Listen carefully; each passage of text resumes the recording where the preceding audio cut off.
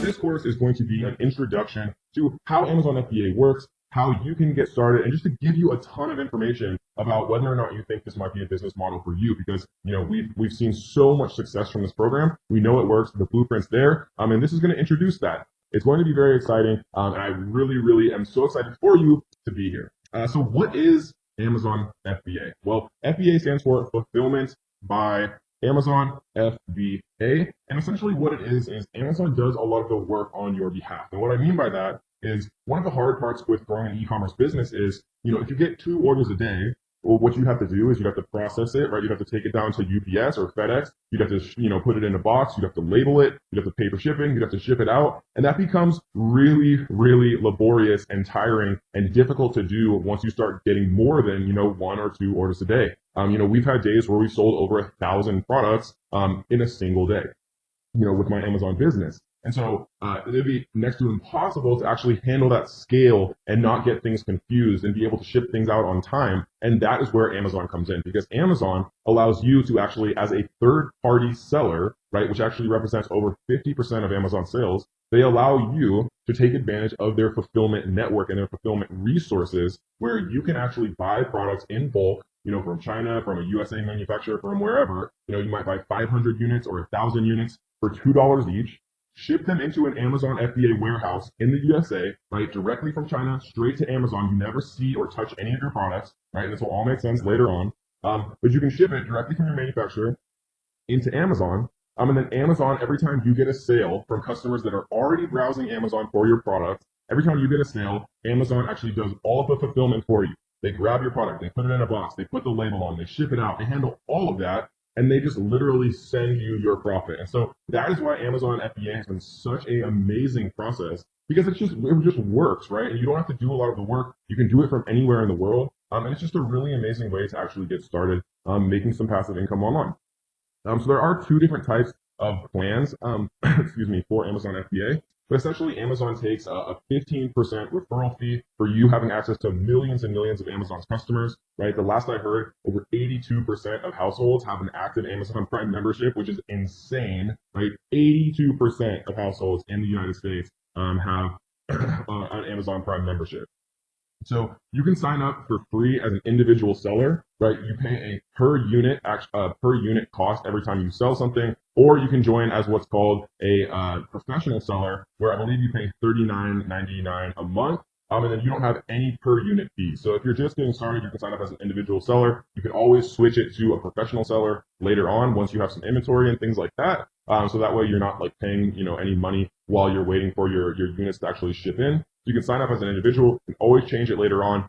You can sign up just with your own, as a person with your social security number and things like that if you want to, or you can sign up with what's called an LLC, which is a business. All right, what is up, y'all? So this video is going to be about examples of perfect products to sell on Amazon, and I'm going to explain exactly why they're perfect, right? Because it's very important to understand and be able to kind of like conceptualize and picture why these products are perfect to sell on Amazon, kind of in your mind, so that every time you actually evaluate kind of like an opportunity, with Amazon FBA and with when you're doing product research, whether or not you can kind of go through these steps in your head and say, okay, is this going to be a perfect product, right? So, like a great example is scrunchies. Scrunchies probably couldn't be any cheaper to create. I would guess that this is literally like a piece of rubber with like a very small amount of like velvet or whatever it is. They're selling it for $10. I can't imagine this being more than 10 cents to create, if that, especially if you're ordering in bulk. And then, another thing that I like to think about is, of course, cost, right? But then breakability. Like you could probably package this in like an envelope, and you could throw it against the ground 100 billion times, and literally it would not break. And then cost of shipping, right? So scrunchies are incredibly cheap, incredibly light. The cost of shipping would be nothing, whether it's by air or by sea. Shipping by sea, the weight doesn't matter as much, but shipping by air, the weight does matter, right? So like sea is just volumetric. So like if you're shipping, a blown up beach ball, it's going to be the same cost as if you're shipping, 20 bowling balls for the most part. But with air shipping, if you have incredibly light stuff, you can restock faster, especially if you have things that are very small, non-breakable, and extremely light, like scrunchies, for example, so you can maximize your profit margin. Another one that is a great idea or was a great idea at a certain time, right? All the things that I'm showing now obviously are not the perfect products to sell now. I can't obviously reveal the perfect products to sell now, but these are a perfect example of a product that would be extremely giftable. I love gift products, gift style products for a couple of reasons. When you get a gift from someone, society has told us that it's taboo to return that gift. And so the return rates for gift items or giftable items is significantly lower than the return rate of, say, like an electronic item that people can't figure out, or they don't know how to use, or it might break in transit and not work correctly, or whatever the case may be. But if it's a giftable product, right, it's not going to be like that. And this is a product that I've actually sold before, Scratch Off World Map, and we were selling like $30,000 or more a day, for all of December last year. And now like the overall kind of niche is much more saturated, and it's not a great product to get into at this point. But when we got into it, it was an incredible product to get into. And we were selling, just silly numbers, in December because everyone and their mother and their uncle and their aunt was buying somebody a Scratch Off Map. And so that's the perfect example of a product that we are not going to restock. We're just going to let it sell itself out during this Q4 and during this December, and then we're never going to restock it. But we'll just make a stupid amount of money again this year, just like we did last year. So another example, right? These cost like $1 to create if you're buying them in bulk. Sometimes like $1.70 or so to actually get it landed in the United States. And most of them are selling for, some of them are selling for $30, right? So a product that costs $2 that sells for $30, you're selling it for essentially over 15 times more than it actually costs to create. So it gives you a lot of kind of wiggle room when it comes to PPC, when it comes to, having really nice photos done and things like that. And the larger profit margin you can have, obviously, is better because it allows you to like make, smarter decisions about things, and that's always a good thing. So the ultimate example of the perfect Amazon FBA product at one point, right? It has the passion, it has the love, right? People are not concerned about price when they're buying a wedding ring replacement, a silicone ring, right? They're not concerned with price. Even though if you think about it, this probably costs a cent to make. This is literally a tiny piece of rubber. It's not breakable at all, right? It literally has, love and intrinsic meaning and emotional meaning. When people are buying things for their spouse, people that they love, their price sensitivity is incredibly low. This is definitely like a birthday present for dad, or a gift for uncle, or, whatever, I guess a gift for husband, or whatever the case may be, right? And it's literally tiny. You could fit probably 100,000 of these into like a carton if depending on how you packaged it. It literally is never going to break. It weighs probably less than an ounce, less than a gram, or whatever it is, right? It weighs nothing, very non-breakable, costs nothing to make, has that intrinsic value, has that emotional connection, meaning, and has the giftability, right? So this is like the perfect product to sell on Amazon FBA. So I just wanted to show you guys, 3 examples of perfect products to sell on Amazon FBA. So you can kind of get yourself in the mindset, okay, giftable, non-breakable, very light to ship, right? Has like that emotional meaning or connection. A lot of these things can play in, and that's not to say that every product has these. I have a friend who makes hundreds of thousands of dollars a month selling copper pans on Amazon FBA, which literally is like heavy, big, has no gift meaning or not much of a gift meaning. There's no emotional connection to a copper pan depending on who you are, right? But he still makes a ton of money. So, think outside the box, but this is the general kind of thought process that I like to kind of put people in to really get the ball rolling. We're going to go through the entire Amazon FBA lifecycle. Part 1. Where we start, right? The beginning of the whole process is product research. Doing product research, finding a product that has, good revenue, that has between $7,000 and $30,000 a month revenue, generally is a good range. If it's slightly outside that, that's okay, right? But remember, refer back to the 5 steps of product research. Product research is part 1. You want to find something with, relatively high revenues, relatively low amounts of actual reviews, so there's not too much competition.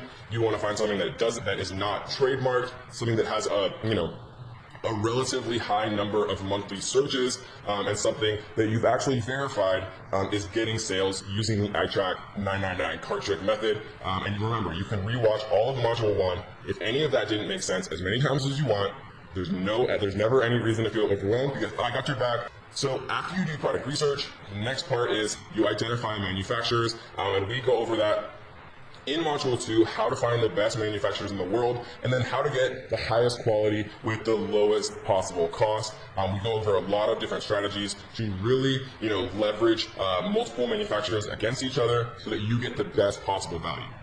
Once you identify your manufacturer, you want to get a shipping quote from your freight forwarder, right? And again, in Module 2, we introduce the best freight forwarders, the cheapest freight forwarders in the world. They're going to take care of your products and actually make sure that they get from your manufacturer into an FBA warehouse safely. Then you want to have your packaging and logo created. Again, we go over exactly how to do that in the course. Once you have your packaging and logo created, you want to order a sample of your product from the manufacturer that you end up choosing, right? And you want to make sure that the sample that you order is a completed sample, right? That the manufacturer makes the product itself. They also make the packaging with your logo on it. So it really does look how a final product would look. And a lot of people make this mistake where they order just a sample of the product instead of a final sample. And you want to make sure everything is perfect, that the packaging looks good, that they include all the things that they should include on the packaging, that the product looks good, that it's high quality. And then once you have that product sent to you, that sample sent to you, then you can do product photography, right? You can either send it to yourself or you can send it to a product photographer. If you want to take those images yourself, you can. I definitely recommend using a professional service, which we talk about later on in the course. Again, every step of this entire process we go through in detail. I just wanted to kind of give you a summary up front so you understand that it's actually not that hard, it's not that overwhelming, and it's very, very feasible to do, which is why so many of our students have had so much success doing this. Then you want to create an optimized product listing. So a product listing is nothing more than what you see on Amazon every single day, right? Nothing crazy at all.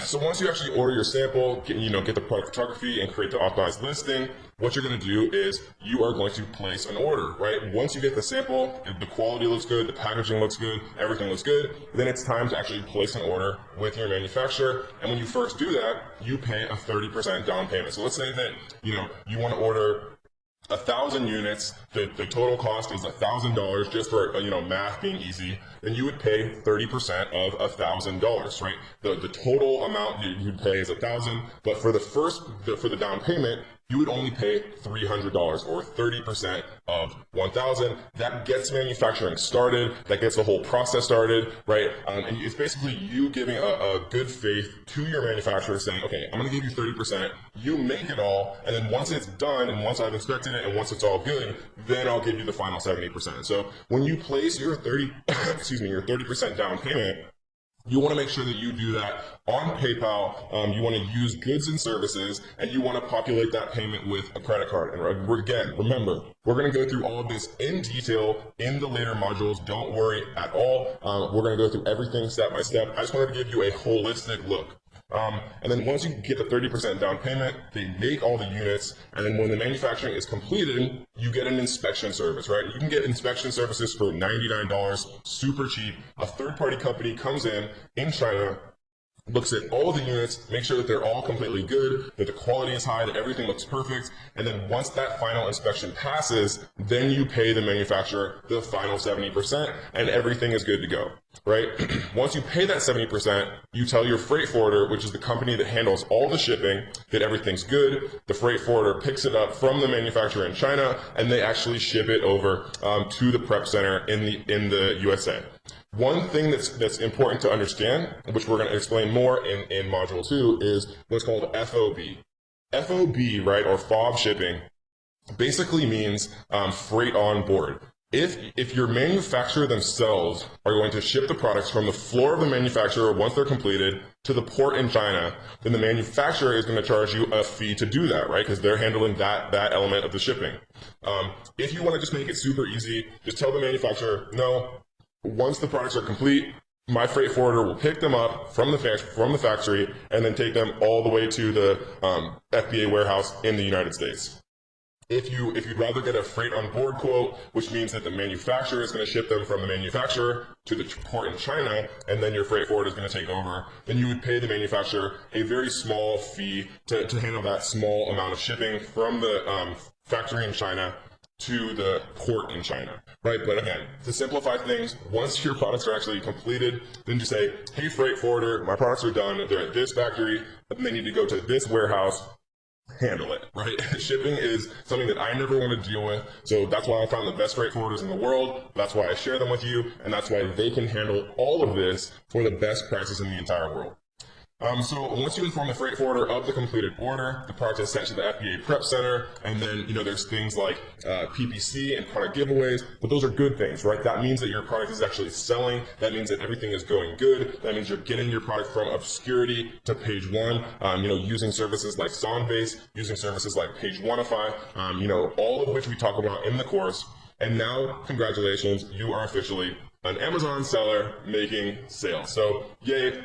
Again, I wanted to make this for you guys to make it super simple. Product research, find a manufacturer, get a quote from the freight forwarder to ship your products from your manufacturer to the USA. You have your packaging, your logo created. You order a sample to make sure everything looks good. Once you have that sample, you have a product photographer take beautiful pictures of it. You create an optimized listing.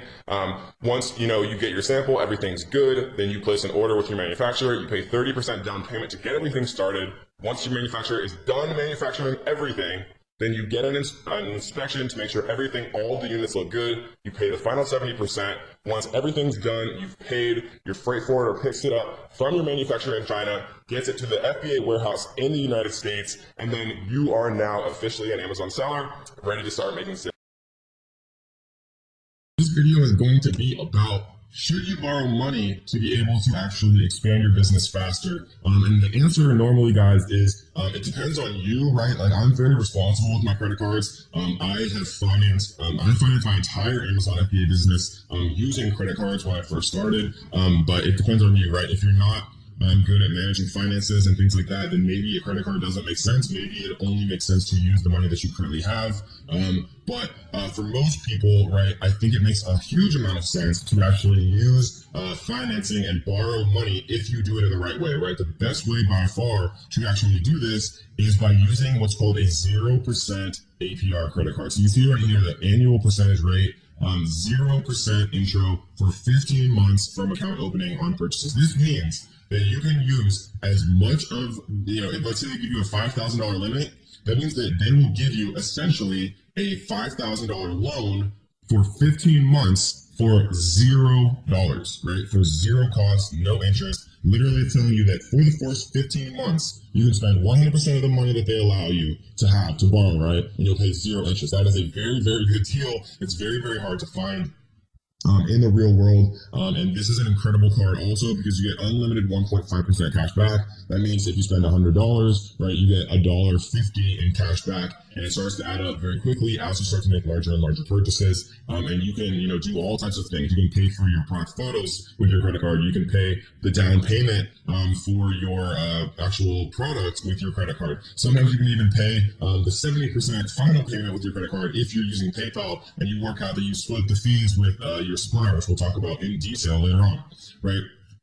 This is the best possible way to borrow money and leverage yourself in a stronger way when you're actually starting on Amazon FBA, because usually the biggest restriction that I've heard from my students and that people have is availability of capital, right? If you had $10,000, $20,000, you could invest in more products, and the more products that you invest in, if you've done your due diligence, and you're actually putting in work and making sure that they're going to be a good product, the more good products that you invest in, the more money that you'll make faster. That's why I was able to make, over $1,000 a day pretty much instantly when I started Amazon FBA, because I invested in multiple products at once rather than just buying one product and, it taking 1 to 3 months for it to actually arrive in an Amazon warehouse and be able to be sold, right? So I was more impatient. I had a lot of confidence in myself, and I didn't have a course or anything like that. If I had this course, I would have put my whole life savings into products, and I would have made, a 7-figure business in my first 6 months. So this is what I recommend for sure. If you're not in the USA or you have like terrible credit or can't get approved for this particular card, right? This is my number one recommendation, no question. That's it, right? If you can get this, do it. Use it for everything. Get a second product, get a third product. Leverage yourself, right? If you're doing your due diligence up front, there's never a reason why more availability of capital would not be a good thing for you because it just means that you can make more profit. If you can't get the Chase Freedom Unlimited card, it's the best, no question. 10,000 reviews, 4.5 stars, very, very good. If not, right, there's PayPal business loans, fast access to fixed payment business loans from 5,000 to 500,000. There's also PayPal working capital, pay as you grow with PayPal working capital. Basically, what this means is as you receive PayPal payments, they take a percentage of those payments and pay it back to the working capital loan. This one is better if you have a pre-existing business and you're taking money in on PayPal. You can take a loan out and then pay it off every time you get a new payment in from PayPal. And so this is a good one if you have a pre-existing business and you're accepting PayPal transactions. Cabbage is another one, right? It's the same thing.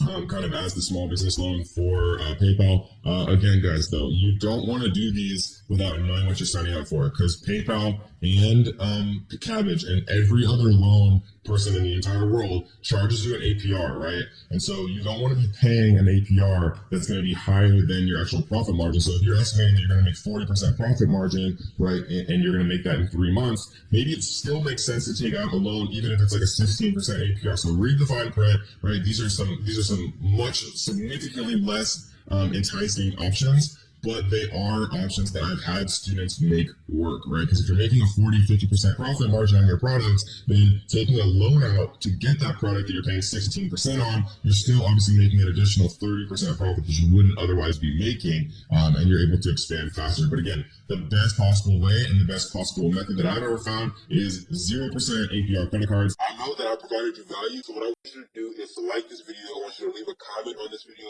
If you guys haven't already, make sure you subscribe, turn on notification bells so that you will be the first person to be notified every time we drop a brand new video. This is the fun part of the course. This is Amazon FBA product research. This is where the magic happens. This is where the money is made. So we are going to be focusing on viral launch for much of this course because it is the best software available now, right? Originally it was Jungle Scout and now viral launch has just really been exploding and expanding, and their team is very passionate and they're just doing very big things. The main tools that we are going to be using for Amazon FBA product research are going to be called market intelligence and product discovery, right? We see that for $59 a month, you can get product discovery. If you pay monthly, annually, you can get market intelligence, sales estimates, and a Chrome extension, and product discovery. You can get this all for $49 a month if you pay annually, or you can get it for $59 a month if you pay monthly, right? And so for our purposes, guys, all we need are these first two, right? Viral Launch is incredibly good at product research. For keyword research and all of this, we are going to save you guys some money. And we are going to recommend another tool when we get to it. But for most of the stuff that we're going to be doing for the entire course, right, as far as product research, photos, a lot of different things, Viral Launch provides the best service. The main things we're going to be concerned with are market intelligence and product discovery. As you can see, you get all of that for the intermediate pricing, or if you want the category search, which is helpful as well, you can pay for the $79 a month option. But for most of us, right, what's going to be the best kind of deal is either intermediate or advanced, right? So one of these two. I generally recommend people who are serious about this to just go ahead and grab the advanced option. So this video is going to be kind of an introduction to what Viral Launch looks like.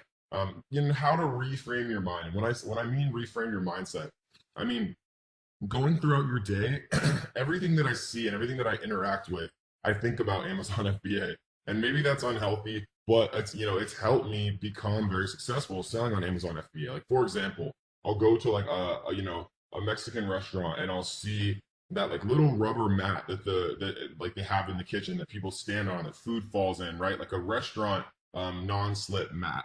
Or I'll see like a little menu holder, like an acrylic menu holder, and I'll think to myself, could I sell that on Amazon? And you just take notes on my phone all throughout the day, and then I come back and I check on these products via viral launch to see if the landscape is competitive, right? We're going to look at how many monthly searches are they getting? How many reviews do they have? How many people are trying to sell this product? Is there room for improvement on this product, right? What are the negative reviews saying? Could I improve the quality of the product? Could I add something to it to bundle? And don't worry, we're going to talk about all of this much more in depth as we move throughout this module. But it's just important to kind of get your mindset in a place where you're thinking about Amazon FBA, throughout your day-to-day life, because sometimes the best ideas will just come to you, right?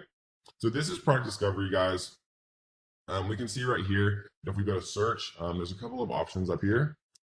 There's the normal product discovery, right? And what this means is you put in the categories you want to see. You put in, okay, I want to see products that have a minimum of $10,000 a month revenue, that have a minimum price of $15, that have a minimum review count, or a maximum review count of maybe like 50 or 100 reviews or whatever the case may be. And you press show products and it shows you, right? Keyword, actually you can choose the category. Similarly, you can choose the the maximum review count you want to see, the minimum average monthly revenue of all the products you want them to show you. And then instead of showing you actual exact products, they show you keywords, right? And this is one of my favorite ways to use viral launch. And we're going to talk about all of this much more in depth. This video is literally just meant to introduce you to like all that's available to you and all of the advanced filters. This is really where you can kind of differentiate yourself from everyone else searching and really find the true diamond in the rough product. So we're going to focus on how I use these a lot in a little bit. And then brand. So brand shows you actual brands that sell on Amazon. Obviously, like Nike is a brand, but they're not a brand that we'd ever want to compete with, but it's just an example of a brand. It shows like little companies that sell tea or people that sell supplements or whatever the case may be. And you can jump very in depth on those brands and look at their sales history, if they're improving or going down or what's kind of going on, and gives you a lot of ideas about what you could potentially if you could potentially compete or create a product similar to what that brand is selling. And then category obviously shows you, in-depth categories, and you can take a look at things related to the categories themselves. So this is product discovery. This is a web app, right? You use it in by itself in a website right here. Market intelligence is actually a Chrome extension. So for example, if we come into Amazon and search garlic press, we would press this little button after we install the market intelligence Chrome extension, right? And it would show us all of the top sellers on page one, right? So it's showing us Alpha Grillers is on page one. They're doing about $22,000 a month, selling at $9.97, which means they have 2,255 sales every single month. We can see how many reviews they have, their review rate, right? Their review rating, like what their average reviews are. A lot of different stuff we can really see here. We can even see net profit estimates, but these are very, very inaccurate in all software, right? Viral Launch does a good job of this, but you can never rely on net profit because it's impossible for them to calculate that, for anyone to calculate that, because they don't know how much your cost of goods sold are. They don't know how much you're paying for shipping. So it's a good baseline, very, very general idea, but you need to do the calculation yourself. And we'll teach you how to do that in a little bit. We're using a tool called the Amazon FBA fee calculator. So this is the Market Intelligence Chrome extension, right? It's incredibly necessary to have both the product discovery and the market intelligence, right? The web app and the Chrome extension, because we're going to be using them all the time. If you want to go monthly, do monthly, right? If you want to go annual, do annual. But we're going to need it. It's one of the most important parts of the entire process regarding Amazon FBA. And we're going to be using it in all the rest of the videos throughout the entire course. And we're going to show you some really, really cool tricks how you can find products doing $10,000 a month, $20,000 a month, or even $30,000 or more every single month, and how you can actually enter that market and make a bunch of profit. Let's get into Seller Central, guys. This is where the magic happens. This is where all the money is made with Amazon FBA. And it does look a little bit overwhelming at first, but I promise you guys, it's actually not that bad. And we're going to go through all the things that you're going to be able to need, that you're going to want to need most. You don't have to have your Seller Central name the same as the name of your LLC. Right? It can be different, but it is important for it to match. And we'll go into this more later on, is that your Seller Central name, right? The name of your store. And we can actually look really quickly at like an Amazon store, just so you guys kind of see what I'm talking about. So this is what an Amazon store is, right? Let's just type in balls. What you'll see is the name of the actual seller right here is Click and Play, right? And so that does not necessarily mean that their LLC is called Click and Play. It could, but it doesn't mean that. What's important is you want your Amazon Seller Central name, which you set up when you sign up for your account. You want that name to match what you trademark. And so they probably are going to trademark like Click and Play products, right? Like the actual word mark, which again, we'll talk about later on, so don't worry about it. But what this allows you to do is it gives you protection if your Seller Central name matches your trademark. If people are trying to hijack onto your listing, again, which we'll talk about in a little bit, it just makes things easier. When you register for a trademark, it allows you to get brand registered. It allows you a lot of protection against, scummy people who want to do you wrong on Amazon if your Amazon Seller Central name matches your trademark. So don't worry about any of that right now. Remember, we're going to go through the entire course before we actually do or implement anything so we don't make mistakes. But it's just something to keep in mind that you want your Amazon Seller Central name to match what you're going to eventually file a trademark for to protect yourself from people that are trying to do you wrong. So this, guys, is Seller Central. This is actually a live account that I used to have. We had a couple of test products in here. This is going to be the Seller Central account that is actually going to be used throughout the entire course. So we see that we actually have some stuff live here. We're selling a conversion ping pong table set, which actually does incredibly well. We're selling a 24-inch round color spinning prize wheel, and we're selling some Moscow mules and some other stuff that are out of stock. And so this is Seller Central, guys. This is what you're going to see every single time you do log in. And so most of the stuff that we're going to be using, guys, is in the manage inventory right here, right? This is where you add products. This is where you add variations. This is where you do a lot of stuff that we're going to talk about a little bit later on. We don't often use this pricing dashboard because you can actually just set the price in the edit screen, which is how I do it myself and how I teach people to do it. Orders, you don't really use as often. This is more for what's called FBM, right? Fulfilled by merchant. If you're actually like shipping out like handmade towels or something from, wow, my examples are so bad. If you're shipping out like handmade pillows from your house, right, and you're shipping them out one at a time, then you might use manage orders more often, or if you have to deal with like customer service and stuff like that. But this is more so for FBM, which is fulfilled by merchant. We are all doing FBA, which is the much more scalable option, right? Because if you FBA stands for fulfilled by Amazon, and so what that means is if you sell 1 unit a day or you sell 1,000 units a day, Amazon will fulfill all of those for you. You don't have to go to FedEx or UPS and actually package all of this stuff yourself. And so we're not going to use orders too much. Advertising and inventory are definitely the two things that you're going to use most often.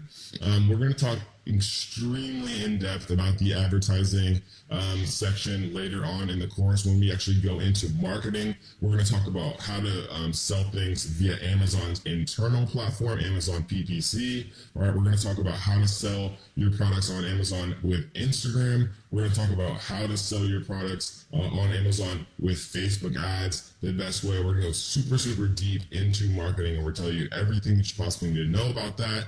This is just meant to be kind of a introduction to Seller Central, just so it doesn't look as overwhelming, right?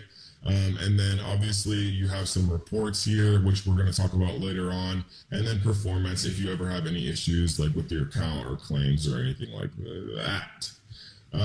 And so that, guys, is the overall kind of little tutorial. Really quickly, I want to jump into the edit section because, again, this does look a little bit overwhelming for people when they first start out, but it's actually not that bad, right? So this is where you put your title, very simple. This is where you put your manufacturer, your brand name, things like that.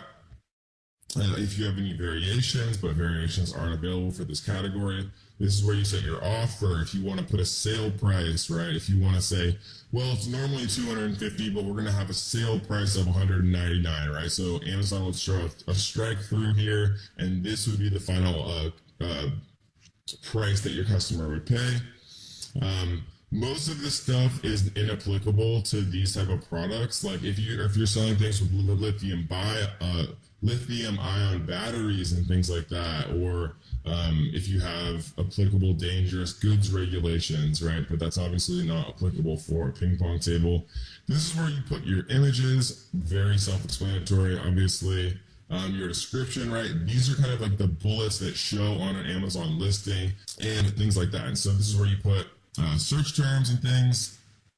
And that's pretty much it, guys. It's very, very simple. And most of the time that we spend in Seller Central, again, will be in the inventory section and in the advertising section. So that is your overview for Seller Central, guys. All right, guys, I hope you're ready to learn. I hope you enjoyed module 1. I hope you just got absolutely flooded with good ideas on how to find your first profitable Amazon FBA product, because in this module, we're going to be teaching you how to find the best manufacturers in the entire world to actually create your product, right? Because the relationship that you have with your manufacturer will be one that is either very good or very bad. And I'm going to teach you how to guarantee, at least as much as it's possible to do, that your relationship is going to be a good one with your manufacturer, right? So this, guys, is Alibaba. For those of you who've never seen this before, welcome. Alibaba is a massive, multi-billion dollar company created by Jack Ma and a bunch of other people. This is most of the things that you see in your house right now. Most of the things that you're probably wearing on your body were made from manufacturers that are listed on this site, right? This is basically like a massive directory of manufacturers, most of which are based in China, but there's also like Alibaba Vietnam and like Alibaba India, and lots of different kind of versions and outfits of Alibaba, because like I said, like they're mainly like a directory of manufacturers that can pretty much produce anything. So, you could do Alibaba Vietnam, Alibaba India, but most of the time I just use normal, good old fashioned Alibaba. And that's what we are going to talk about today, specifically how to find manufacturers and what to look for to, make the chances that your experience with a supplier is good, right? Supplier, manufacturer, kind of the same thing. What you don't really want is a wholesaler. You don't really want to work with any middlemen, right? You want to find the person that's going to give you the absolute lowest possible price, and you want to work with them, right? Because the lowest possible price means more profit. So let's actually dive in on exactly how we're going to find the best manufacturers in the world. So the first thing that I like to do is actually change this little thing right here, right? Because if you do by products or by suppliers, two things are going to happen. If let's, for example, say that I want to look up someone to make coffee mugs. If I type in coffee mugs, there's going to be literally 251,102 results for coffee mugs, which is absolutely insane, right?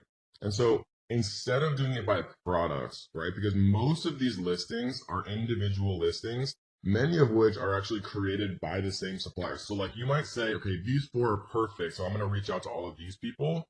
But what you might find out is you're sending 4 different emails to 4 different listings, but they're all going to the same supplier. So what I like to do instead is never ever choose wholesaler, just choose supplier, coffee mugs, and type in search, right? And now instead of 251,000 results, there's 100 or 1,902 suppliers, right? It makes it much easier, and significantly it'll save you a lot of time kind of doing it this way, rather than kind of wasting your time and sending 251,000 emails. This video is going to be about how to actually ship your products from China directly to the manufacturer inside of an Amazon FBA warehouse in the USA. And so how you actually have to do this is a little complicated at first for some people, but if you actually think about it logically, it makes a lot of sense, right? Because what ends up happening eventually is you need to have a barcode to send to your manufacturer to actually create like a little sticker and put it on each box so that your inventory is completely ready to be scanned in by Amazon when it actually arrives, because you're never actually getting the inventory. Like they don't ship it to you and you ship it to Amazon. Your manufacturer ships it straight to Amazon. And trust me when I tell you, you want it that way. And so, in order to actually ship your products from China to the Amazon FBA warehouse directly, you have to have like all of your barcodes and things kind of figured out. And then you basically just send your supplier an email, with the carton labels and with the UPCs to actually put onto the product itself. And so, how we're going to do this is we're going to go to add a product, and we're going to create a new product listing right here. And let's just use the example of a coffee mug. We're gonna choose coffee mugs right here, and it auto populates this little thing, this little kind of you know template menu thing, vital info, right? Product ID. So there's a couple ways to do this. There's a way to do a GTIN exemption that we're going to talk about just briefly if you don't want to do UPCs, but most people do UPCs, right? So there's been like, arguments and controversy for literally like a year or more about whether or not you're supposed to use what's called GS1, which is Amazon's officially recommended UPC provider, but other people use other things that are significantly cheaper, right? And so if you see GS1 right here, 1 through 10 is $250 plus a $50 annual fee. So for 10 UPCs, and UPCs are just barcodes that every product has, right? Universal product code. So it's like $300 for 10 here, or if you use a different one for 10, it's $37 instead of $300, right? And so, basically the summation of all of this controversy and what everybody's talking about is Amazon tells you when you try to create a product listing, like here, I'll use a UPC, and this is just the UPC that I bought from Nationwide Barcodes, right? From the much cheaper version. When I paste it in here, it says the validity of a product ID is checked against the GS1, GEPI, and ISBN databases. If your product ID is not registered with GS1, then the linked ASIN will be suppressed, and it may result in removal of your product creation privileges, right? And so this is basically a warning that says not to do it and that you should use GS1. If you want to err on the side of caution, right, use GS1. I personally still use Nationwide Barcode because I have, a bunch of them that I already bought, and it's literally like 10 times cheaper for Nationwide. And Amazon still allows me to create product listings using Nationwide Barcodes, the cheaper barcodes, right? And I think it's very, very unlikely, personally, right, that Amazon is going to go and retroactively, mess around with listings that have used Nationwide or any of the other millions of UPC services, because it would just destroy their catalog. But if you want to err on the side of caution, right, then just get GS1 barcodes directly and pay the $300 and for 10 UPCs. And then, in the grand scheme of things, $300 is not that much money for, the ability to list 10 UPCs. Or if you want to save a little bit of money and, live on the wild side like me, then use nationwidebarcode.com. And these are actually purchase barcodes for Amazon. So if we come to the actual site itself, then you'll see barcodes for Amazon right here. And then it says the pricing right here, and you just choose how many you want, and that's it. So it's pretty easy. So the safe way is GS1 for $300. A little bit less safe way, but the way that I personally do is Nationwide Barcodes for $37.50. And I'll continue to use Nationwide Barcodes until Amazon literally does not allow me to create a product listing without using GS1. If they ever force me to use GS1, then, because at the time of making this video, you can still use and create Nationwide Barcodes. We're doing it every single day. But Amazon may eventually, right, and I want to make sure you guys always know what to do. Amazon may eventually force you to use GS1, and then you'll just have to pay the more expensive price. Or, if they force you to use GS1 and you don't want to pay the more expensive price, you can research what's called a GTIN exemption request. We're not going to go into that because most people don't need it. But if they force you to do the GS1, you really can't afford the GS1, and just Google search or YouTube search how to do a GTIN exemption. It's a little bit more complicated, but it's a way that you can avoid paying the GS1 pricing if you really don't want to. Um, okay, cool. So we're gonna make this. We're just gonna say like coffee mug for mom. We're gonna say the brand name is Coffee Mugs. These.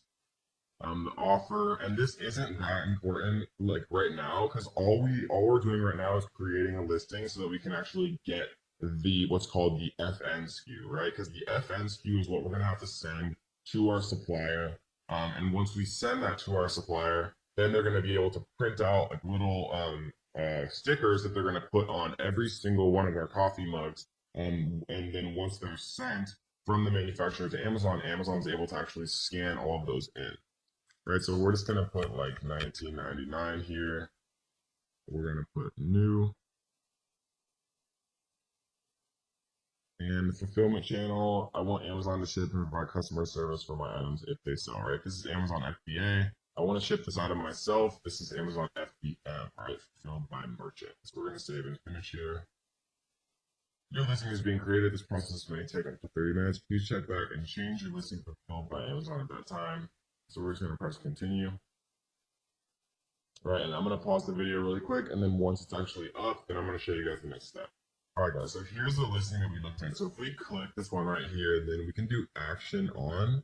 And what we're going to do is, normally you do print item labels, but sometimes it gives you an error, right? So no items submitted. I wanted to show you guys that because I've just had so many students ask me about that particular error. So what we're going to do to fix that is click this little checkbox and then go to change to fulfilled by Amazon. Even though I know we selected that to start, it's like this weird thing that just happens. So what we're going to do is we're going to go to convert and send inventory and save and continue. Just press down below. This form has not been completed. Add dangerous good information. Is this product a battery? Does it utilize batteries? No. Product regulation information. Is this product considered dangerous? No. Is there hazardous material? No. It's a copy mug. Submit. And now we're going to save and continue.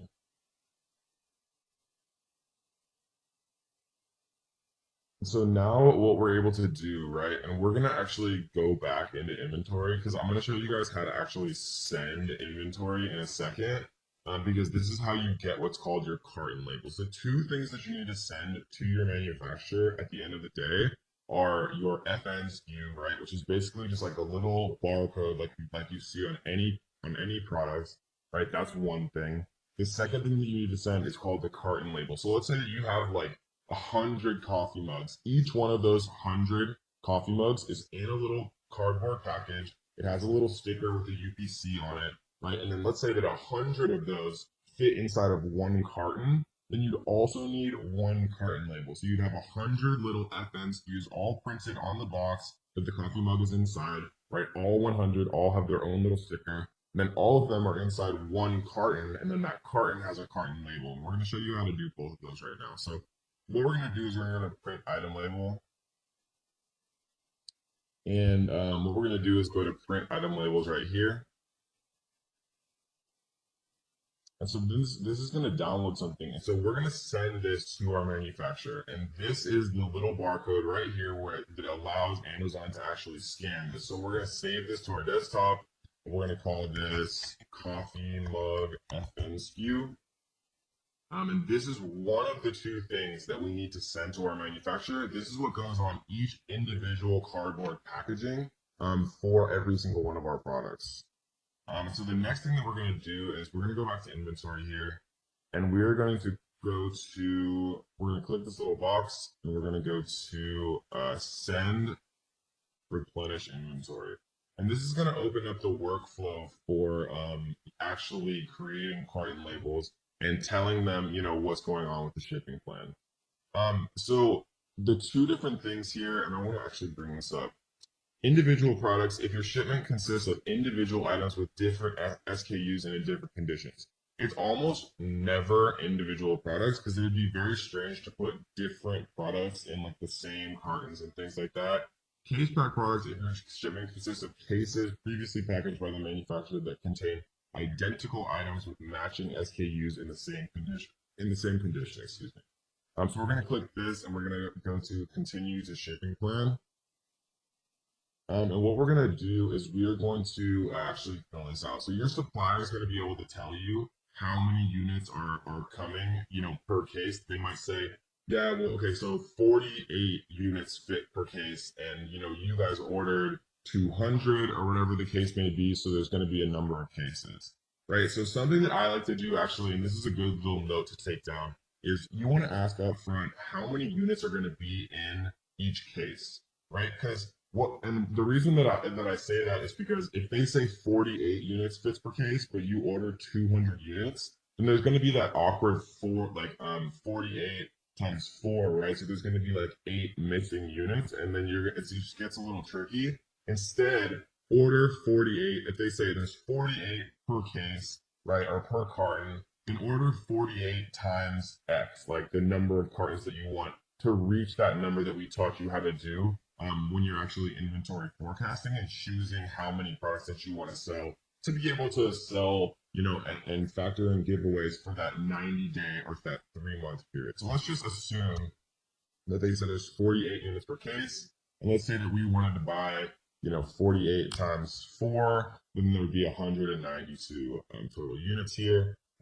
Your supplier is going to be able to give you the measurements in inches. I usually just keep it inches. They usually give it to you in centimeters, but I'll do inches. So let's just guess that it's 12 inches by 4 by 6 or something like that, right?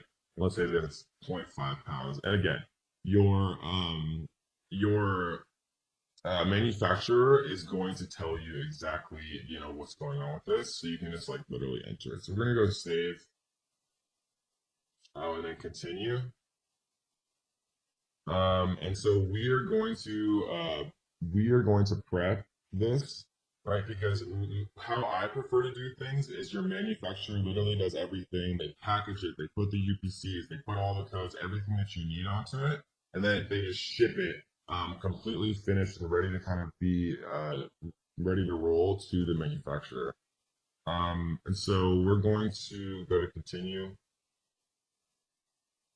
And for this one, all products must have the scannable barcode for non-commingled products, and Amazon product label will need to be affixed to each unit. You can print off and apply the labels on this page, or have Amazon apply the labels for you for a fee. Right, so we're going to go to continue. And it's going to create your shipping plan here, right? And you can call it whatever you want. You can say like coffee mug shipping plan. And then it's going to show you ship to LGBA Rialto, California, right? And so this is going to be the actual address that you're going to ship to. And so we're going to approve the shipment here. And then the kind of the last thing that happens here is it's going to give you the carton labels, right? And all of this stuff you can actually just work out with your freight forwarder. And so I'm going to talk about exactly who we use and who we recommend for freight forwarding. But I would always check with your freight forwarder because to be perfectly honest, hate dealing with shipping, and I'm not a shipping company. But we're going to give you guys and introduce literally the cheapest, best quality shipping company that I've ever seen and that I've ever used and I've ever worked with. We're going to talk about that in a second. So we're just going to leave this how it is. How will this shipment be packed? We'll do multiple boxes. Right, and then how will you provide box content? You can use the web form.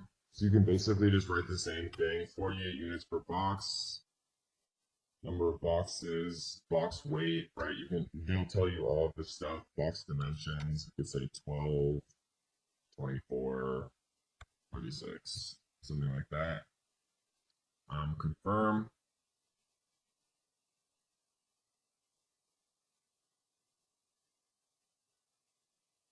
So you can calculate the shipping charges here. And then this is basically going to give you your shipping fees. What's that? I agree to the terms and conditions. And then you press accept charges, right? And then you print the box labels here. And the box labels are your carton labels. So I'm not actually going to do this because this is just like an explanatory. This is just an explanatory kind of tutorial. I'm not actually creating the shipping plan, and Amazon would actually charge me if I click this button. But you just press this button, right? And then the last thing you do is print box labels. And the two things that you're sending to your supplier are the box labels or the carton labels or whatever you want to call it. And then also your FN SKU that we downloaded that I showed you exactly how to do. And those are the two things that your supplier needs to be able to, properly label all of your individual products and then properly label the cartons that your products are inside. So that is a shipping plan. That is generating an FNQ from a UPC, right? We talked about GS1. We talked about nationwide barcode.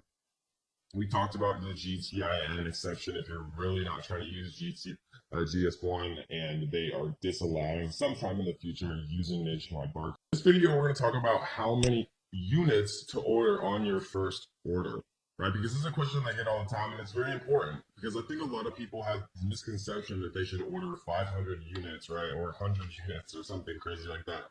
And we're going to talk about mathematically how to break it down because it depends on what product that you're going to invest in, what niche that you found, what you think is going to be a good product after doing your due diligence, right? Because, whether it's a garlic press or something that sells much more popularly or something that sells much less so than a garlic press, obviously you'd want to order different quantities, bearing in mind the long-term storage fees of over 180 days. So let's teach you guys exactly how we're going to do this. So we are going to come in and type in garlic press, obviously, which would be like the highest volume keyword related to the garlic press niche. And what we're going to do is we're going to run market intelligence here. And we are going to take this whole thing, right, the first 16 on page 1, and we are going to export.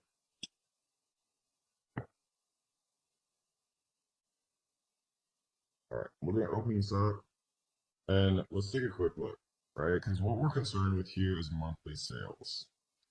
So monthly sales added up right here is 14,720. 14,720. So what we're going to do is we're going to open up a calculator and we're going to type in 14,720 and we're going to divide by 15.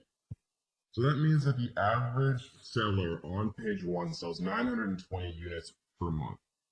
So if we divide that by 30, right, we see that they're selling about 30 a day on average, right? So if they're selling 30 a day on page 1, what I like to do, guys, and this is a general rule that I follow.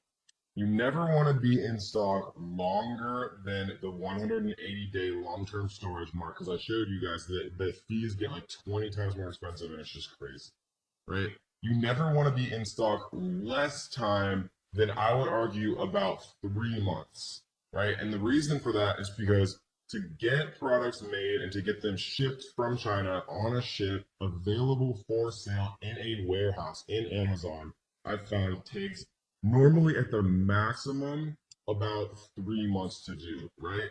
So what we're going to do is we're going to multiply this 30 units per day times 3 months, right? 3 months times 30 days is obviously 90 days, right? Times this 30 here, we see is 2,700 units, right? And so I know that probably seems like a lot. I'm just gonna actually write this out.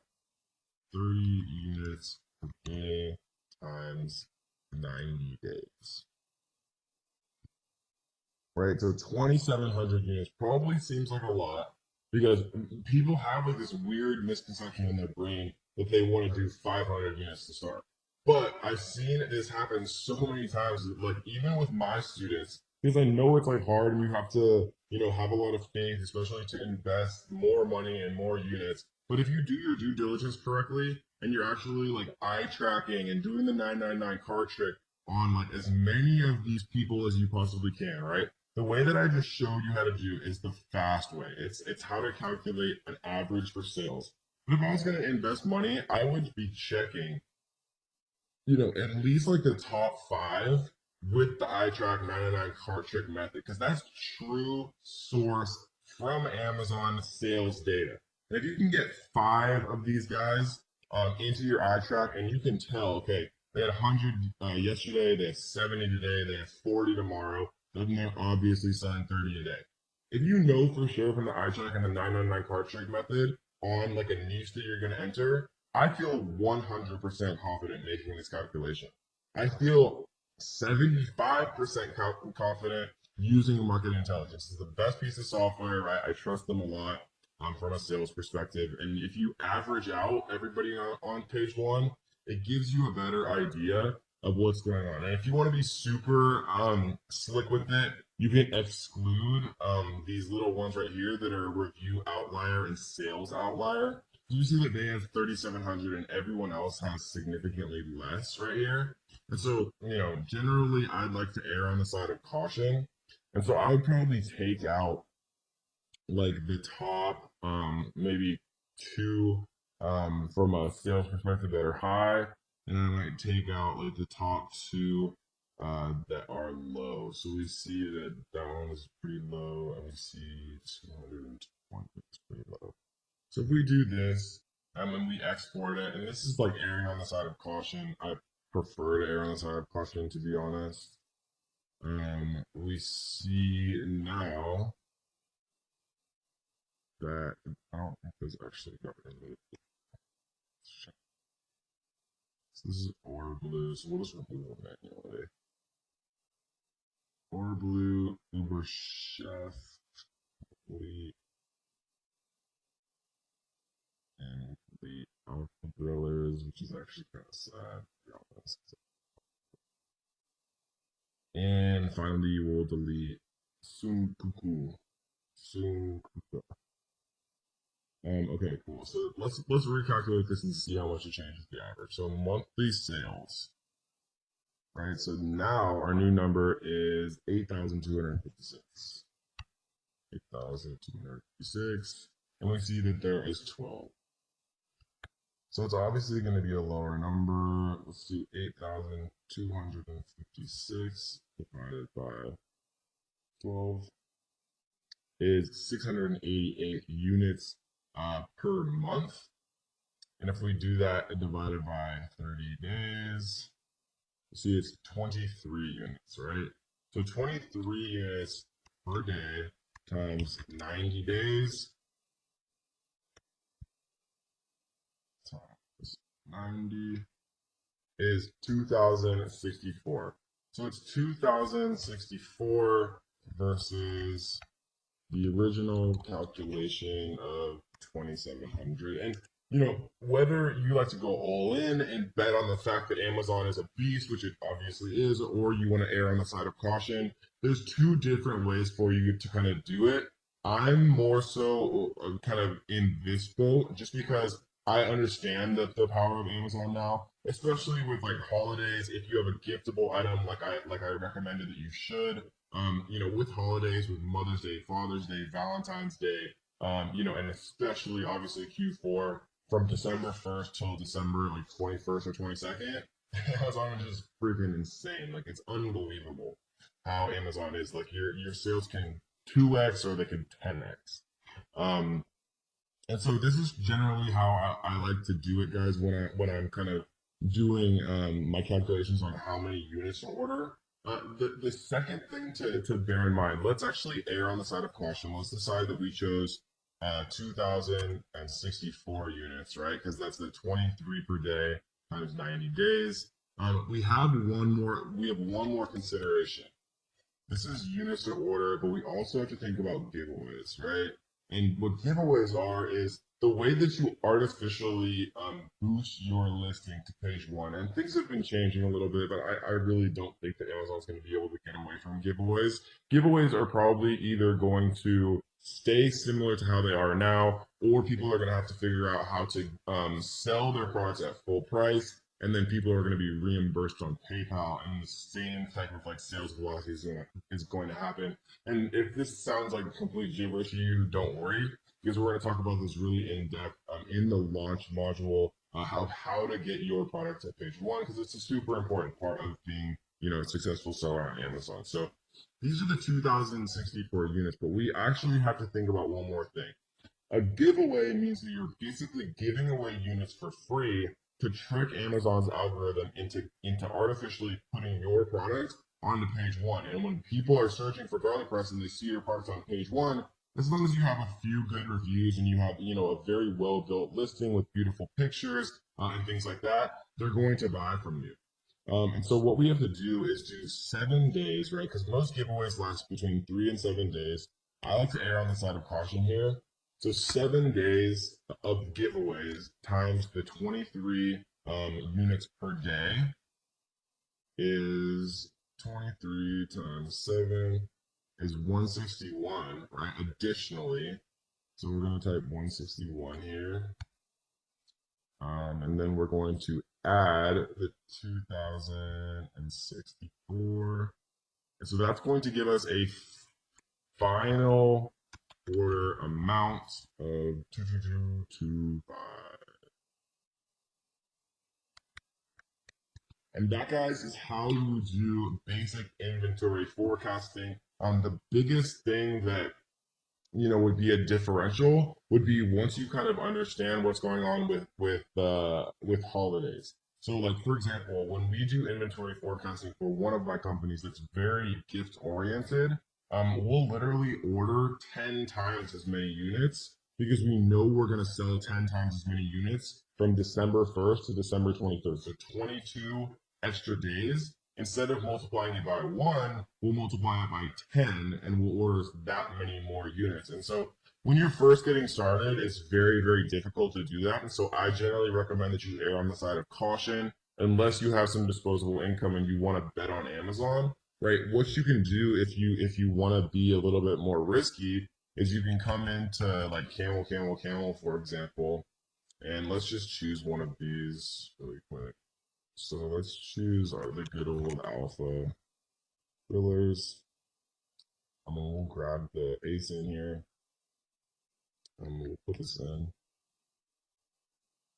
Then what we can do is we can look at the sales rank and we can actually look at when things spiked up. So if we look at May, October, March, August, right? So this is August of 2015. We see September of 2017 here. So we see that there's no major change for this particular product with the BSR. It's very, very consistently extremely high, right? So it's been selling a ton all year round. There's no major spike for Christmas. But like, for example, if we went in here and typed in like Christmas stockings or something like that, we might see something different. Let's take a look. We're going to skip the sponsored ones and just come into this top one. Grab this here. We're going to paste in this ASIN into camel. And what I would expect to see is really high little rankings, right around Christmas. So you see that like in June, they drop all the way down to 810,000 in the bestseller ranking. But then right when it gets to November and December right here, it jumps all the way up to being like literally almost at number one. These are selling like absolutely crazy. Obviously all right around Q4 and Christmas time. And this is an extreme example because it's literally Christmas stockings. But you can tell if things are seasonal around, Mother's Day, Father's Day, Valentine's Day, Thanksgiving, Christmas, Halloween, like Halloween costumes. Or I have friends who sell Halloween costumes. I have friends who sell paper plates that have footballs on them, and they sell them one time a year just for Super Bowl parties, and they literally make like hundreds of thousands of dollars in that one like week or two leading up to the Super Bowl because they just sell just an unbelievable amount of paper plates. So that, guys, is how you do inventory forecasting. Again, just to kind of summarize, what we're doing is we're literally doing a kind of a viral launch. We're doing a summation of the amount sold, kind of taking out the outliers, dividing it by 30, right? Because these are monthly sales to get kind of a per day number of sales, just because it makes it easier. Obviously, you can just multiply it by 3 if you want also, but it just makes it easier for me to get per day because it helps with giveaways and things like that. Once you have per day, then I multiply it by 90 days because I like to have 3 months stock. I like to order 3 months stock because that's generally how long it takes to reorder. So once you kind of start to get low, a little bit lower, then you reorder, right? Once you kind of get that, once you get your feet wet, once you feel those sales, once you kind of start to see, okay, this does work, I can make a bunch of money doing this if I'm doing things correctly, then you'll start to get a sense of how many you're actually consistently selling, how many you start to sell for holidays and things like that. And then if you're riskier, you can look at camel, and Google Trends and things like that to see and try to guess maybe ordering more units. But sometimes it's fun selling out and just not having like the kind of stress and feeling like you're ordering way too much. And so that's kind of how you order for 90 days. You never want to reach that 180-day long-term storage, guys. Welcome to module 3, where we're going to talk about how to make a perfect listing, or as close to a perfect listing as is possible to do. We're going to talk about a lot of different resources, the software that I use that is super, super key to creating, a fully optimized listing, kind of introductorily in this first video, and we're going to go much more in depth, in future videos about how to do these things the right way, like, how to create a title the right way, how to create backend keywords the right way, how to create your description the right way. We're going to talk about, where and how to get product photos done and a bunch of fun things like that. But first, we are going to literally create our listing. And we kind of did this a little bit just so we could get our FN SKU in the last module. But we're going to talk a little bit more in depth about how to actually do these things. And, specifically a few things that would just be very, very difficult to know, to avoid as a beginner. I'm going to kind of tell you guys a lot of the things that I've learned over the years and all the mistakes that I've made and things like that, to save you guys a lot of time and energy, and headaches and stuff like that. So the first thing we're going to do is we're going to add our products. We're going to go to create a new product listing right here. The reason that it allows you to do it like this is if you're going to sell on someone's listing. So let's say that somebody's selling a garlic press. Amazon actually allows you as another seller to also sell on that person's listing, right? That's what most people commonly refer to as a hijacker. And so when you get a hijacker on your listing, it means that, they have the ability to price their products lower than yours and steal what's called the buy box, right? So if there's 10 different sellers on one Amazon listing, then who has the buy box means that when someone actually clicks, add to cart and buy, whoever concurrently owns the buy box, like, right, Amazon calls it the buy box, gets the credit for that sale and gets the money for that sale, right? So owning the buy box on your listing is definitely something that you always want to keep in mind. And so we're going to talk about the best ways to do that and the best ways, to actually combat when you do have a hijacker, all later in this module. But before we do that, we're going to talk about just a few simple things when it comes to actually creating the product listing. So we're going to click create a product listing here. We're going to do one just for a basketball because that was the first thing that came to my mind just now. You'll see that there's different categories here, right? For example, basketballs, toys and games, sports and outdoor play, sports, basketballs, right? Or we could do sports and outdoors, sports and fitness, team sports, basketballs, right? In my mind, I would rather actually choose basketballs in sports and outdoors just because, basketball to me is more a sport than it is toys and games, right? These toys and games might be like little plastic basketballs or like the tiny ones that you shoot at like little tiny hoops that you like stick to your wall, right? So I'm going to choose this one, and you'll find that sometimes or always it's worth reading these like categories and subcategories because there'll be small differences, and you want to make sure that you're actually in the most accurate category, right? Because a lot of people teach that, you can try to sneak into like these weird like secondary categories so that you can, rank higher and get like the Amazon choice badge. But Amazon has gotten so much smarter about this over the years that, trying to outsmart Amazon by, misappropriating where you actually should be categorizing your product in the long run is never going to benefit you. So how I teach it now, and I won't lie, like years ago, it was better to try to like game the system and rank higher in like weird categories, get the Amazon search badge, and then switch your what's called a node, subcategory node. But Amazon has gotten much smarter, and they don't allow you to do anything like that or change your subcategory node. So what we're going to do is just choose the most a fitting selection here as far as categories. It's going to pre-populate us a listing right here. Right, so product ID, we're going to use a UPC here. And I already have this pasted. These UPCs I actually purchased from nationwidebarcode.com. Right, I'm not, and I already talked about this, so I'm not going to go super in depth. Amazon suggests that you should use GS1 barcodes. It's $300 for 10 GS1 barcodes. It is $30, $37 for 10 barcodes from Nationwide Barcode. In my experience, in the last 2 years, they've always worked exactly the same. Is Amazon eventually going to force you to use GS1? Maybe that time has not come yet, and so I'm not going to worry about it, right? And so we're gonna just put basic stuff here: basketball, manufacturer. This would be the name of whatever you want your Amazon store to be called, right? This is also going to be the same name of what you're going to get trademarked, which we're going to talk about a little bit later on as well when we get to the brand registry section. And so what we're going to put in for manufacturer is going to be the name. So we're going to pretend like I'm going to do coffee. We're going to sell everything coffee related. So we're going to do KD Coffee. KD Coffee. We're going to change this to Coffee Grinder. So KD Coffee. This is going to be the name of our Amazon store, right? It's like a little link that's actually highlighted that you can click on and you can look at their product portfolios and things like that. This is also going to eventually be what we trademark. So we want it to be something, meaningful to us.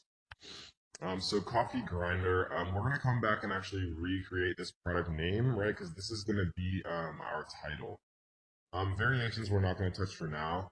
Price is actually very important because Amazon has this thing called price band restrictions. And what a price band restriction means is if you set a price originally for your product, and there's other factors too, like the average price of your competition, but it's not as heavily weighted as your initial price you set.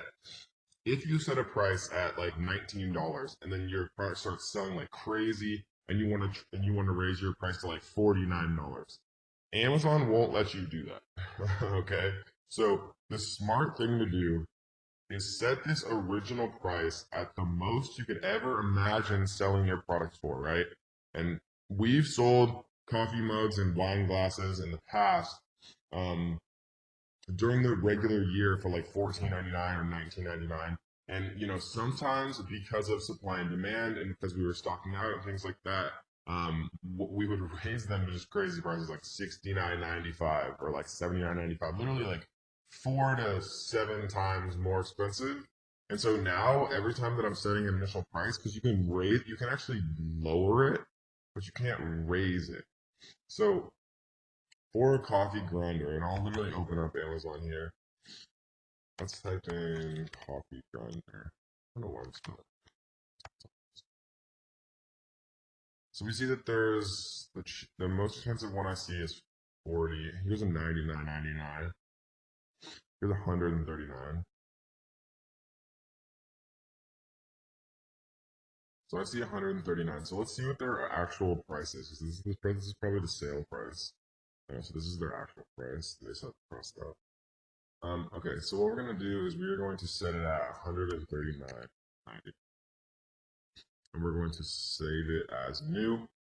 And again, fulfillment channel, I want Amazon to ship and provide customer service for my items if they sell. This basically just means Amazon FBA, fulfilled by Amazon. Images, we're going to leave blank for now because we haven't had those actually made yet. And we're going to save and finish. So that, guys, is how you create a shell of a listing, right? We're going to get much deeper in this section of how to actually create the bullet points, right? And what I mean by the bullet points is like right here. right? They've done a terrible job here creating their bullets, but I'm going to show you guys how to do it right. We're going to show you how to make a fully optimized title. Again, they've done a terrible job here. No offense, Baratza, but we're going to show you how to do it the right way. And even this image could definitely use some work. This is a very boring image in my opinion.